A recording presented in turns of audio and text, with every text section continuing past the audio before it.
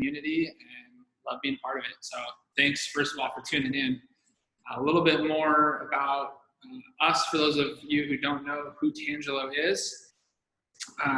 We are sports medicine chiropractors that focus heavily on athletic injuries or movement-related injuries, chronic injuries, dealing anywhere with the professional athlete to, more commonly, the athletic professional, those of us who are the weekend warriors, and those of us out here trying to burn as many splat points as possible and crush marathon month. So that's a little bit about us. We are located right next to Orangetheory Slabtown. Always feel free to give us a call and ask us any questions you got. We're here to answer as always. Introduction, I am Dr. Scott, and this is... I'm Dr. Christine. Hi. Those are our faces, but you can see us right now. So we're both sports chiros, and we focus on manual therapy and movement, and definitely a lot of the Orangetheory movements that you do. We help with preventing injuries, injury recovery, post-surgical, pre-surgical, large array of different injuries we see in our clinic, postpartum, prepartum as well. And we see a lot of runners because we're in the Pacific Northwest and a lot of us run. And if you take a jog, or if you're on a treadmill, or if you go on walks and then you start to jog, you're a runner. So yeah, this workshop's for you. Absolutely. We'll get jumping in, and you don't need to look at our faces too much longer. As I'm sure all of you are aware, it is marathon month, and if you missed the boat on that, you probably aren't an Orangetheory member, because there's no way you didn't know about it. Tomorrow, I believe, is the last day, yeah. Right? Mm-hmm.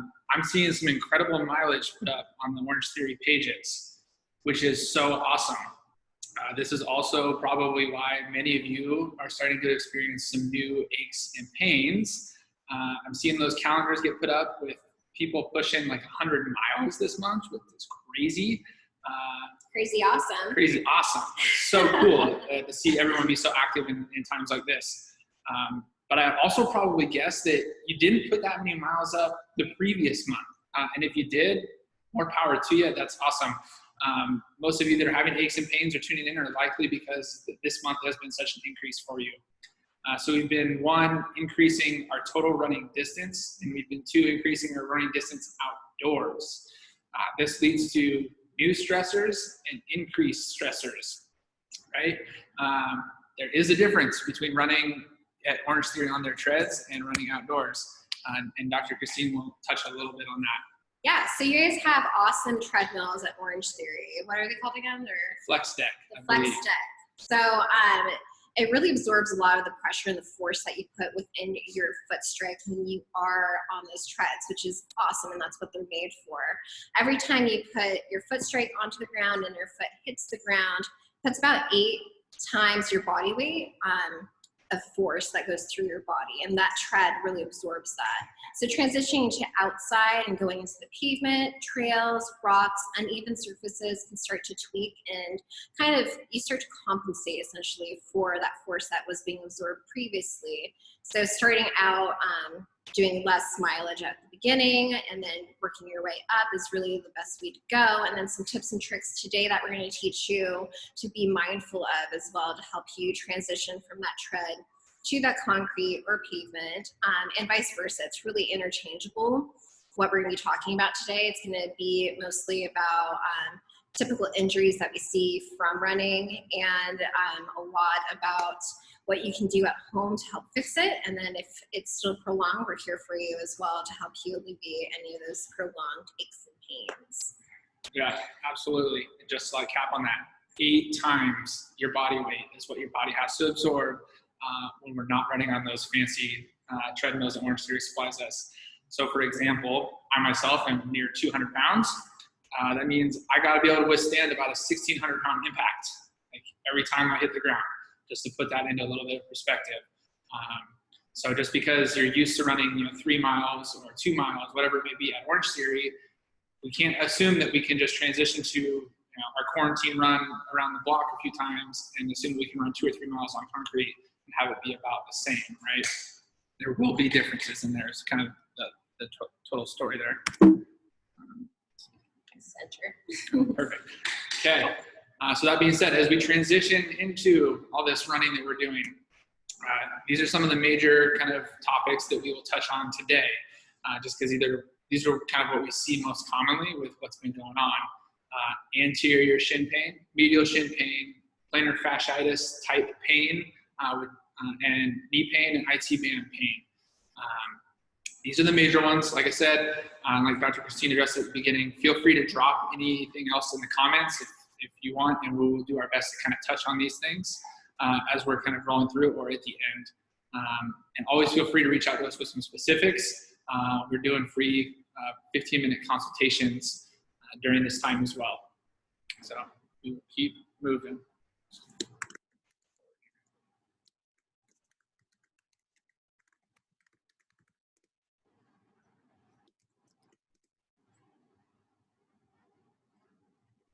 Sorry.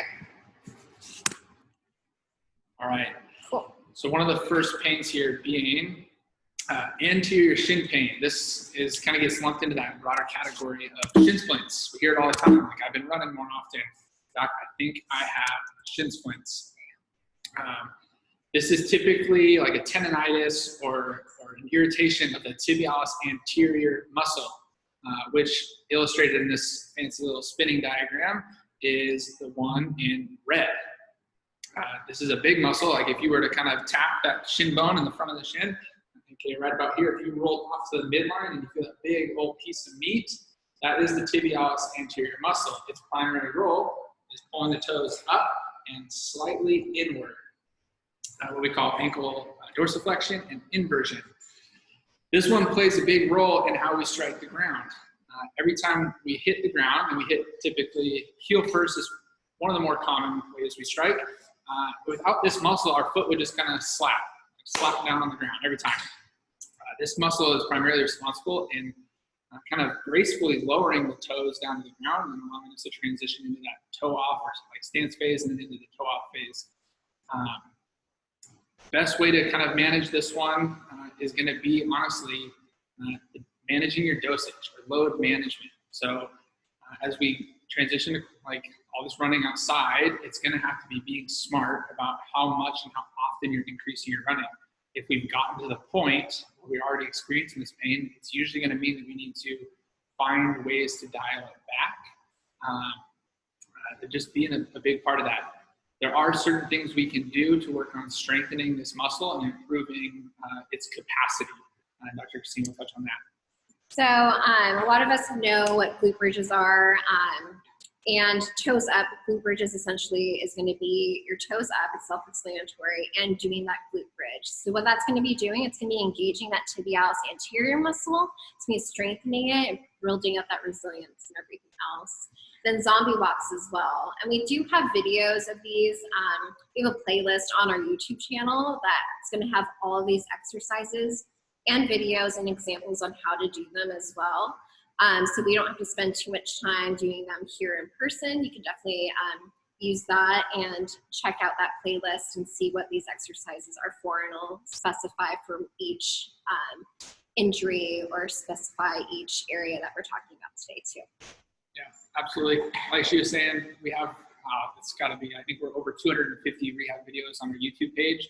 So if we're going through some of these, by all means, like take a screenshot or a picture of the exercises we're recommending, and then search those words on our YouTube page, and you should find the direct videos right there, which will give you full clarification on how to do them and what to be looking for as you're doing those. So yeah, keep that in mind. Medial shin pain. This is going to be another form of what typically gets lumped into I have shin splints, just a slightly different variation. So as we had talked about with the previous one being the anterior shin pain, once again, if you can find the front of that shin bone, we originally went off to this outside here to find this big piece of meat. This time we're going to fall off towards the inside, and we'll kind of hit another bit of meat there. Not as far back as the calves. Before that, we'll hit a muscle belly called the tibialis posterior. This has a big muscle, smaller muscle belly, but a big long tendon that attaches to it, which you can see in the picture on the left here, that runs down along the shin bone here and actually goes right behind what we commonly refer to as the ankle bone or the medial malleolus. I'll do it on mine. your ankle bone right here. So you have your bump here, and then that tendon runs right back here. So if you're having that inside ankle pain and having that shin splint, typically goes like this and goes behind that nice little bump right there. So this is the muscle that we're talking about. Yeah, and then the other form of pain that we can get around this area is going to be an irritation or tendonitis or ligamentous irritation of the interosseous membrane that's between the two bones. That picture is on the right-hand side. Not quite as common as what we see in the tibialis posterior muscle tendonitis, so we tend to look a little more towards that. Either way, these are both typically irritated by two major things that happen when we're running. Arch collapse and overpronation, which are kind of one and the same. It basically just means that we have what will commonly be referred to as flat feet, or we have a lack of good arch control. We will get a lot more in depth about this kind of as we continue to move through. But the foot is often an area of the body that does not get as much love and attention as it should. To put it into perspective, the foot and ankle complex itself has 26 bones, 30 joints, and more than 100 muscles, tendons, and ligaments. It is a very vital role in preventing and maintaining like a good, let's say, running form, technique, gait, and efficiency, all of that, mainly in preventing of pain and moving past a lot of these pains. So this being the reason we'll put so much value in a lot of these foot exercises and good arch control that we'll kind of talk about here. Totally. So exercise to consider. So we'll review short foot and toe yoga at towards the end of this workshop, because those are one of the two most important exercises to do when you are a runner, and it's a nice way to prep before you run as well, so you can get that feeling of the ground and that articulation essentially as you hit the ground with that foot strike. So toe yoga is a really good exercise. So is short foot and strong foot. Short foot's the primary one. You can see in the diagram there that you can see that there's a little bit of an arch underneath that foot, and that's essentially doing the exercise, right? You have control of your arch by scrunching in, and you're using the intrinsic muscles of your feet that we typically don't use and that we underutilize as we have these issues with either posterior tib pain or even plantar fasciitis, which we'll talk about next. Single leg balance is super important as well. Having balance when you're running, you're a runner, right? So we're not walking is on 2 feet, running's on 1 leg, because you're doing that explosive propulsion as you're leaning forward and you're running and you're picking up that speed. You're on 1 leg the entire time, whether it's your right leg, your left leg, you're jumping one to the next, right? So definitely having that balance and not having anything give out at your hip, super important. And we'll get to that in just a second about glute stability, hip stability, ITBO and stuff as well. Getting ahead of myself. But speaking of foot pain, plantar fasciitis. Yes, this is another big one. And for those of you that have experienced this or are currently experiencing this, it can be rather debilitating because it affects you like in every step. Just a little like recap here. If you're not familiar with what the plantar fascia is, a lot of us just kind of hear like I've got plantar fasciitis or a friend or family member has it. The plantar fascia is that kind of like straight piece that goes from the heel to the balls of the toes that essentially acts like a sling or arch support to help maintain this arch of the foot. It runs from here to here. Now, when the foot or arch collapses down like that, you can see that we're drawing these 2 points further away from each other, which puts tensile load into that tendon or the ligament. If it is not ready to accept it or doesn't have the capacity to withstand that, is when we start to get irritation of that ligament or at the attachment point, which is where you see kind of like the red, like depicting irritation on this picture, which is kind of one of the more common spots to be feeling plantar fasciitis pain. This is one that we see a lot in clinic, and it's usually a big scare because people, there's this like notion out there that plantar fasciitis is a life sentence, like you're stuck with this. That is more often than not the case. We have great success working with this in clinic. It's not the quickest thing to move past, to be totally honest. It takes some work, it takes some effort, but we'll get you there with it. Things that typically contribute to this are poor extension of the big toe, which is like pulling your toes up towards your nose, calf tightness, poor hip control and stability, decreased ankle mobility, and lack of arch control and stability. So a lot of this stuff that we've kind of already kind of touched on all feed into this. There's not usually like, oh, it's one thing that causes my plantar fasciitis. It's usually a combination or culmination of many things that we want to gain control of, all of which play a role in gaining stability, like what Dr. Christina was talking about, like to stand on one leg, a single leg balance. So we'll move forward here. Cool. So it sounds funny, but if your calves are tight, you don't think you would do calf raises, but these calf raises are different. They're called eccentric calf raises. And what you do here essentially is there's different types of contractions in your body. So if we use the biceps as an example, this arm is stretched out, right? I'm flexing my biceps muscle. That's an isometric contraction, right? If I'm bending my arm, that's a concentric contraction. And if I'm slowly elongating is eccentric motion in that biceps muscle. So that's what we want to create in that calf muscle, essentially, to lengthen and strengthen that calf muscle. So as that tendon progresses onto that ankle and goes underneath the foot, become that nice ligament for that plantar fascia, it starts to get more resiliency. So then it's not so short and pulled and tight. It actually stretches like kind of like a rubber band, and it's more subtle and a little bit better utilized. So then you have better movement within that foot. Very long answer to that exercise, but it's helpful, I promise. Short foot again. This is like the money maker for your foot for running. Like it's money. You should do this. It's very important to have foot control, foot mobility, and be able to work those intrinsic muscles of those feet for sure. So mobility work is super important as well. So stretching the calves, foam rolling is what we like to do first. We'll touch base on stretching and dynamic versus static stretches in a little bit. But that's really important to help kind of build up those muscles so they're nice and rolled out. There's blood flow there before you start your runs, essentially. And then again, big toe extension exercises.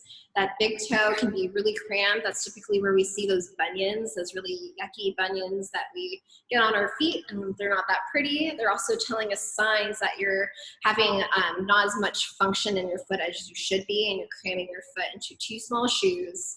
You're getting irritation there, and you're overpronating, and your big toe's not extending up enough to do that toe off, that pretty toe off when you are running. And that's super important, whether you're jogging, running, sprinting, or even walking. You have to get that extension within that big toe to know that that's part of your gait cycle as well. If you've seen any of our in-person running workshops, we talk a lot about strides when you're walking, running, and sprinting. Obviously, it's hard for us to do that right now because it's virtual, but soon when we open up, gyms and everything could definitely go through that in person. It'll be fun. Cool. All right, next one. So this is your hip question, Dr. Scott. Yeah, hip is a very dynamic joint. So hip pain as a whole, like there can be a lot of things going on. The hip is one of the most widely dynamic joints we have in our body. It's considered a ball and socket. A lot of moving parts and a lot of moving pieces. So like just saying like, hey, this is a great hip exercise is tough. Without knowing a little bit more in detail. That being said, we were going to talk about IT band pain, which can occur at the level of the hip or the knee, and it's very common in runners. We hear a lot of like, oh, my IT band's so tight, it's so sore, I'm trying to stretch it out, I'm trying to lengthen it, I'm trying to foam roll it. Good luck would be my piece of advice there. IT band is unbelievably strong. For those of you that are attempting to foam roll it, like up and down the side of your leg, I'm not saying you need to stop, but I'm saying you could probably find other things to do, and we'll help you find those things to make more efficient use of your time. It takes about 1,000 pounds of pressure per square inch to elongate the IT band. If you've ever foam rolled your IT band, you'll know that you don't like putting more than like 2 pounds of pressure on it without having pain or discomfort. Getting up to 1,000 pounds would not be too friendly. It hurt. So I'm not saying you shouldn't foam roll for IT band pain, but we don't want to like spend all of our time trying to smash the IT band itself. it's good to look into muscles around it or that affect the IT band, such as the quads, the hamstrings, the glutes, and the TFL muscle. These are all muscles that play a role in affecting the IT band. If you look through our YouTube page, we have videos on how to foam roll, like specifically all of those areas. So definitely give those a check. Yeah, we'll get a little bit more into like single leg stability because that's going to play like a massive role in IT band, tension and pain. We'll get there. Exercises to consider. So CAR stands for controlled articular rotations of the hip. So essentially you're going through the whole hip joint and you're doing those leg swings, those nice rotations for that hip joint. Essentially what you're doing is warming up all those stabilizer muscles within that hip. It's super important to get those activated because that's what's keeping that socket within that joint. Also getting blood flow is super important as well because you want to be warmed up before you start doing any of your runs anyways, right? Skater step downs, if you've ever seen like the skater jumps side to side, it's similar to that. Essentially you're on a higher platform and you control a lot of what's going on within the knee. Oftentimes you can see within this picture right over here, you can see this knee is going in and then down. And that's not what we want to see when you're doing anything on a single leg. We want to make sure that that line is nice and straight and we're preventing that internal tilt of that knee. That causes a lot of medial knee pain, meaning the inside of your knee starts to hurt. It's also telling us that you're not tracking right and it can cause that overpronation, meaning that going in on that big toe of your foot. So it's not just what's going on in the hip, it's what goes on below it as well. That's super important, and how you strike at your foot too. So do psoas stretches as well. So your psoas muscle, if you're having a little bit of like anterior hip pain and it feels pretty deep, that muscle is called your psoas. So doing a psoas stretch is pretty good to do, and doing it dynamically, meaning doing some lunges essentially and stretching out and getting those fibers to really stretch out. It's super fun to do prior to running or post running as well. And that's another injury that you could possibly have if it's in the front of your hip. It can be a hip like impingement, it can be psoas tendonitis, it can be a number of things, but the most common one that we see, and that's why we did that's why we put it on the slide, was ITB band syndrome. So yeah. Anything to add on that? Yeah, I'll give a quick little rant on that. It's something that you all can do at home here with us, like as we speak. I've said a handful of times, so has Dr. Christine, your ability to stand on one leg or on the one leg, like single leg stance, is so imperative to running. Like if you take one or two things home from this workshop, it's going to be understand what I mean by like own standing on one leg or running and balancing on one leg. That and foot and arch control. Like those two major things can make the most massive world of difference. A good little home test you can do with yourself is kind of like a single leg squat. How are we going to share this? Stop share. Okay. We will demonstrate here real quick, and you guys can all try this with us. But if I was going to ask Dr. Christine here to start with her feet together, and then take one leg off the ground and have it just kind of in the air behind her a little bit, and then drop into kind of a single leg squat. What we want to see, we'll start with the good here, is that, go tiny bit deeper for me, that the knee is going to stay kind of in line or over the top of the foot, rather than what we don't want to see is this inward dive as such. Now this may be something you've looked into before or not, but we may not even realize that this is happening. This becomes so imperative because you do this every time you run, walk, jog, whether you're base pace, push pace, or all outs. You stand on one leg every time, like Dr. Christine was saying earlier. I get a lot of people who are like, Doc, I don't really care because I don't ever single leg squat. I'll make the argument that anytime you're on a treadmill at Orangetheory or out on the road, you are single leg squatting or single leg lunging hundreds of thousands of times in a row, like one after the other. So you need to be able to do this, own this movement and this stance. Very imperative. And if you put 8 times your body weight into that wrong, like biomechanical load, your knee's gonna take the hit, your hip can take the hit, and so can your foot. So, share screen. We're technically challenged, we're sorry. That one right there. Cool. Okay. See. Yep, awesome. So 3 components to efficient running. So these are things to consider as well. So your posture, your core, and your glutes, right? So we're gonna go into each of these categories right now.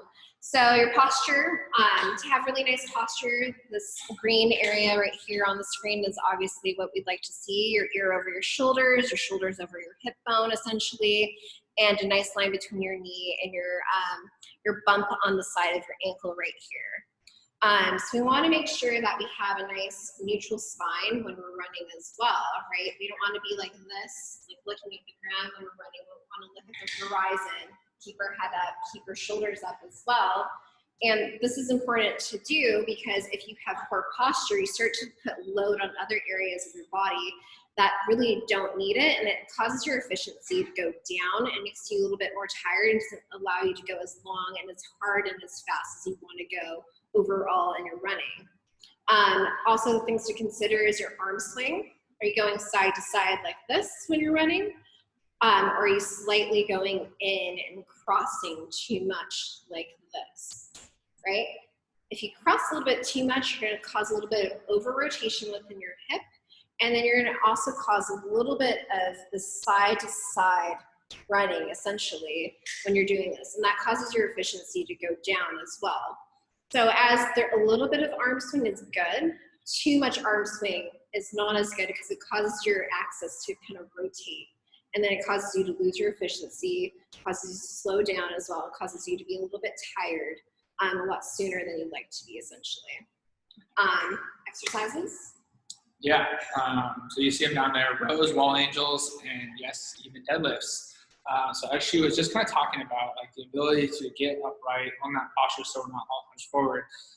Rows for us are like using the bands, not quite similar to the rows that we do in Orangetheory where we're kind of bent over using the benches, but also will function as well. If you watch our videos, the rows that we discuss, the ones where we have bands attached to a wall in front of us, and we're working on owning a nice upright position and getting a nice pull here, and pinching the shoulder blades in the back.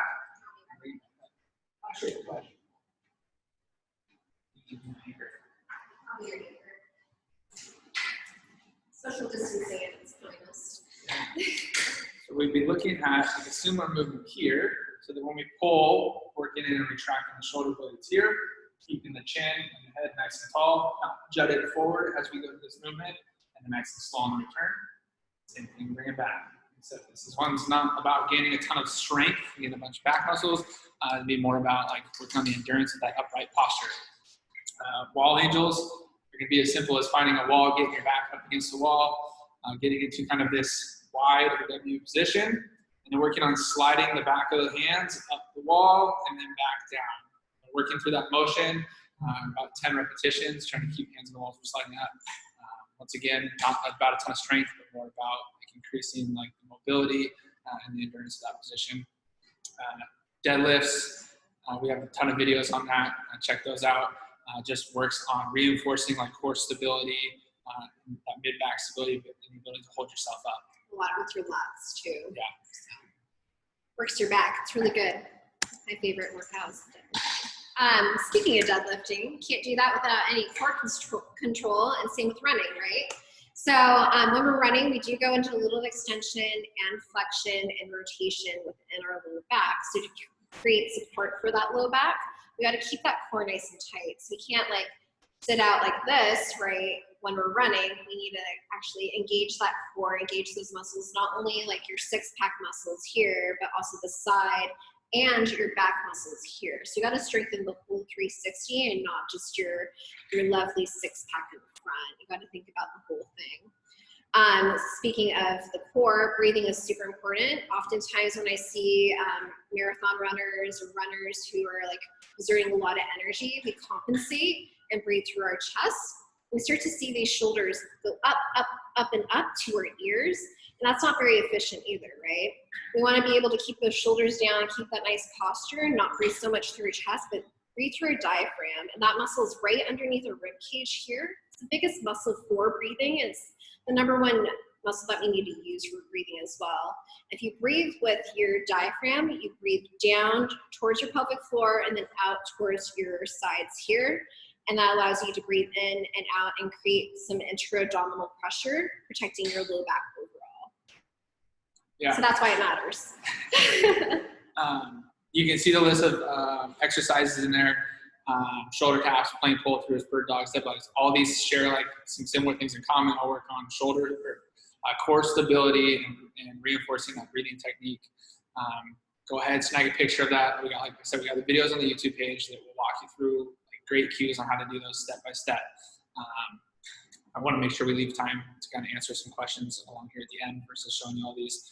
But you got the list right there. Like I said, snag a picture.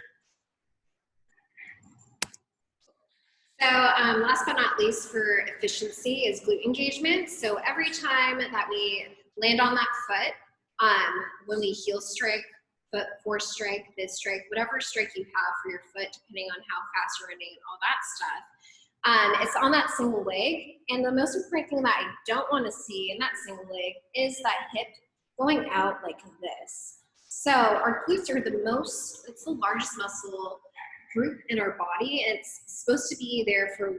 It catches and it engages that 8 times of weight that you're eliciting on your body, and it's there to utilize support for that hip and down the chain as well. So we want to make sure that we have balance between your hip flexors, these guys up here in the front, and the glutes, right? So it's all about the way that our stride is. When we're running, are we going too far out with our stride, or are we too close? My #1 recommendation for my runners is to watch where your strike is when you're running. Videotape yourself on a treadmill and see how much you're reaching out in front of you. If you're reaching out way too far, if you're out like this and reaching, that's a lot of work on your glutes to catch you, and too much work, not enough work for your hip muscles here. So what I like to see is a stride that's like right underneath your hip right here, and nothing too far out to reach. So definitely pay attention to your stride. Make sure that you're doing these exercises that Dr. Scott's going to mention in just a second, and watch that load and make sure that hip doesn't, no sassy hips when you're running, okay? Yeah, big exercises for glute engagement. Like there is a million of them out there. We go through them all the time in clinic. But one of the best starting points is honestly that glute bridge. I know we've all done bridges at Orangetheory and some sort of variation of them. Super important. We get very nitpicky with them and really focus on, I wouldn't say isolating the glutes, but getting the big focus in the glutes, working on core stability, making sure we're not using the low back muscles to overcompensate or try to do the extra drive. And that's where some of that breathing technique comes into play that Dr. Christine was mentioning earlier. I'll actually go ahead and go through this one. Yeah. Let's watch Dr. Scott do some glute bridges. Yeah. Okay. So a big thing we see here often is that as we start to drive up towards the ceiling, we get too much of an arch through the back here.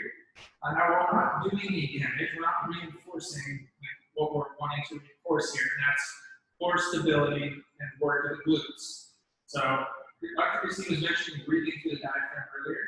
So that looks like taking a big deep breath through here instead of big deep breath up here. So we'll start putting that breath in, reach up, glutes squeeze, and back down. And notice that I'm not getting into a lot of extra extension here, but limiting myself to motion to the hips and glutes, and back down. That's going to be primarily how we coach that movement. Just one we wanted to touch on here real quick. Progressions of that are going to be like our hip hinge with progressions, single leg hinges, single leg deadlifts. Like I said, all of those on our YouTube channels. Take a look for them or shoot us some questions like we're here to answer. Cool. Awesome. My favorite. I love working with feet because it's so important for, I know it sounds weird, but it's so important for how you actually run and how you weight lift, how you do things over an OTF, and any activity essentially in your daily life, and balance, right? So your footwear is super important. Don't get me wrong. You can make sure, like, go to a professional, get your shoes fitted towards your foot and what you actually need, whether it's Road Runners or Portland Running Company. Like, they have really good resources for you to get the right shoe for you and make sure it fits you correctly, right? But what's most important in how your foot is functioning within that shoe, right? It's really important to get the intrinsic muscles of your feet to work correctly, and for that big toe mobility to be able to work correctly as well. So when you do that toe off, and when you do like feel the ground through your shoe and your feet, you have that knowledge and you have that balance as well, and the proprioception is what I like to call it, while you're running. So train your feet. Dr. Scott's going to take me through a short foot exercise real quick, and then we're almost done, we promise. We have stretching left and then questions, and then we'll be done. But first, toe yoga, short foot and strong foot. So toe yoga is being able to move your toes and articulate them, whether it's your big toe or other toes. And then short foot and strong foot. And then, cool. And then, yeah, so show me. Yeah, absolutely. So we'll start with short foot. I'm actually going to bring this down to the level of the ground. So I like to use a mirror when we're doing this, so that you can get the similar view that you guys are getting right now, where it's looking kind of down the line at the foot. So you can see that Dr. Christine has a little bit of, I would say, like airspace or daylight showing through underneath the foot. She has very good control of her arch. What it would look like if we didn't, which might be tough for her actually, is when the foot flattens down a little bit more and we start to lose daylight. She's someone who naturally has a higher arch, so even at, like, in trying to flatten it, we're going to get a little daylight. But the goal is to increase the amount of daylight that we're getting underneath the foot through this area and here. And we're not doing that by scrunching our toes. Yeah, that's the no-no. We're actually doing that by trying to draw a point A towards point B, but still keeping these 2 points, the balls of the foot and the toes, on the ground. So it would look like you're kind of drawing up and creating that arch. Perfect. And she does a very excellent job of this. Those of you watching at home, and if you're maybe trying this, don't expect to have this type of control on the first few attempts or even the first week. Like, this takes a lot of time. 6 years. To get good at. It's like that mind muscle control. It's just like, if you're one of those people that can't wiggle your ears and you see someone who can wiggle their ears, it's very frustrating to not be able to do it. Same concept is going on here. And here's, yeah, a good straight on view. You can see that she's not rolling the foot outward. Go ahead and show them what that looks like. We'll see it commonly. People will try to, like, roll the foot over, like almost like you're rolling towards the outside of your foot to lift up the arch. That's not the case either. We don't want you doing that. We want from inside to outside to remain on the ground, drawing front of the foot towards the back of the foot. So that's generally speaking going to be our short foot exercise. And then we also have toe yoga. Toe yoga, which is going to be working on, like, intrinsic foot control again. You'll see what she's doing here is trying to isolate the big toe by lifting just the big toe up. Like I said earlier with the short foot, she does very well with this, but has also worked on this a ton. So don't expect to have this type of control early on. So we can start by working on functioning the big toe alone by itself, and then working on what she was doing a second ago, working the other 4 toes while keeping the big toe down. One of the latter progressions of this is working on lifting all 5 up and then laying them down kind of almost in order from inside to outside or from outside to inside and splaying them out. Now, this is going to seem a little silly if you've never done these before, but we seriously cannot stress enough how important it is to have control of the foot. It is the foundation of what strikes the ground when it comes to, like, your balance, that single leg balance we've been talking about. It's the first thing to make contact. If it is not in a good place, we're setting our ankle, our knees, and our hips up to either be overstressed or fail, resulting in less efficient running or ultimately pain or injury. So we start from the bottom and work our way up. We can't, attach a jet engine to a paper airplane, right? So can't forget the minor things here. Are the little guys. Like I said earlier, the foot has 26 bones, 30 joints, and over 100 muscles, tendons, ligaments. So we can't neglect it, right? No. Strong foot is another one that's going to emphasize like that arch control that we were just working on, passing the weight back and forth. Once again, also on our YouTube channel. Take a screenshot here if you want to list those exercises. They're all there and they're all great. On to the next one. Cool. Awesome. Oops. All right, so stretching. This is a fun debate. So before or after, right? So there's dynamic stretching, which is kind of like moving essentially and getting that blood flow within your ligaments, joints, muscles.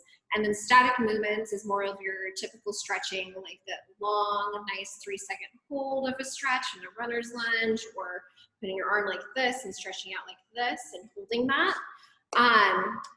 What we like to prefer, especially for runners, is to do dynamic in the beginning, which is foam rolling, doing some leg swings, doing those controlled articular rotations, essentially, to get that blood flow to those muscles, to kind of prep them and warm them up, essentially, for that run.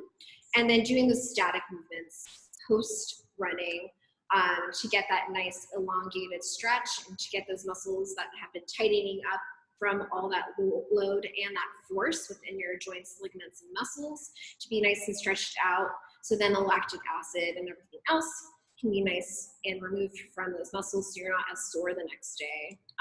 I like to say foam rolling before and after is always a great thing to do, especially if you're more prone to having pretty tight hamstrings or quads. It helps prevent a lot of injuries within your knee and your hip if you are consistent with that and have that in your habits. And yeah, I went on a rant, sorry. Yeah, she covered it all right there. I agree with everything she just said. Anything else you want to do? Add in there? I would say what we said below, like calves, quads, hip flexors, adductors, which are the inside of your thigh right here. Oftentimes that area can be strained pretty easily, and then your glutes as well. So we have a mobility series that we have on your YouTube channel as well, so you can check that out. It goes through all these different groups of muscles that you can stretch and do some mobility to, and then foam rolling as well. It's really a good resource for you guys to look into. Absolutely. I'm glad you said like a mobility series. So we did create a playlist for you guys that attended this workshop. If you go to the YouTube page that we've been talking about, we do have like a ton of exercises on there. It can be a little bit overwhelming trying to figure out which ones to utilize. We have set up a playlist. It is called something along the lines of like Orangetheory Running Workshop Series. Like it'll be pretty apparent which one it is. It will have a lot of these exercises that we talked about like set into a playlist, so you have them all kind of right in front of you. So definitely take advantage of that, as well as we've done a few like 10-minute informational videos. One of our co-founders, Sean Masters, has done a couple of videos on shin splints and plantar fasciitis, which are two of the pains we had talked about today. And shoulder pain. All can be part of like the typical running aches and pains. So definitely give those a look, because I'll spend a good 10 minutes like honing in directly on that. All right. Would like to open the floor at this point, really for any and all questions, if there are any, I guess I should say. All right, let me get a few rolling in. What part of the foot should be striking first? This is, I'll let you take it. Okay, Go for it. So when we talk about foot strike, when we're walking, typically your heel strikes the floor. When we're jogging, the middle of your foot strikes the floor. And when we're sprinting or running faster, typically the toe strikes the floor first. So it really depends on what speed you're going and what activity you're pursuing for that strike, essentially for that foot. Just a reminder as well, no matter where your foot strikes, watch your knee, make sure it's nice and out and not in towards that midline. And then make sure you're not having any sassy hips either when you're walking. Absolutely. Yeah. I want to get into that. He wants to get into it. This is one of my all-time favorite exercises for really any runner out there because it can address so many different levels. So what we typically do is use one of the bands. If you have one from Orangetheory or you have one from us, perfect. You don't need too much. You can go band just above or just below. So I've talked a lot about your ability to own that single leg stance. So that's what this exercise is going to target so directly. So we mentioned earlier that as you kind of stand on one leg and you drop into a squat or a single leg lunge here, we don't want this to be happening, right? We don't want the knee coming across body. So we want to reinforce that idea by putting a band here and just working on owning this position, right? This band is trying to pull my knee inward where we don't want it. So now we're forcing glute involvement to keep this guy out. We like to start with doing 30-second holds in this position. Now, if it's not difficult enough, like we can always go to a stronger band. Ideally, on the stance leg or the leg that we're standing on, I want you feeling it kind of right beside of the glute. I want you to try to maintain this position here. Once again, not letting this drift start to happen.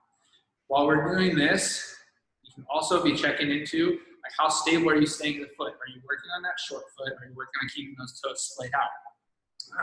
These are just like tying multiple exercises into one. That's one of my favorites, like I said, and I think it can apply to any and all runners, pain or no pain. It's a great preventative and works on great form. All right, so other question is, any recommendations on translating tread distance to outdoor running when starting in the transition? Yes, so I like to do track work. That's one of the best things that you can definitely do to kind of get accustomed to outdoor running.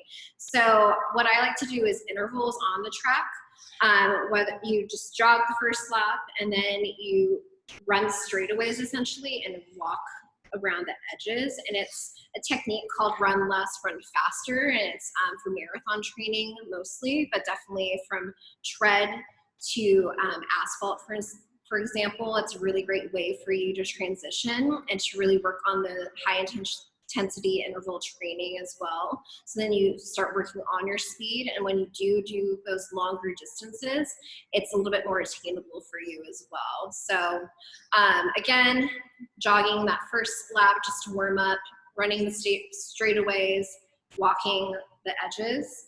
And I like to do about 4 rounds of that, so that's about a mile just to start off. And then you can increase that as well throughout the weeks and just incrementally increasing as you feel comfortable, and listen to your body as well. If you did that once and you're super sore, I would give yourself a couple days and then do it again. And then when you start getting less sore, then that's a good indicator for you to start increasing that mileage and increasing the frequency as well and increasing that distance.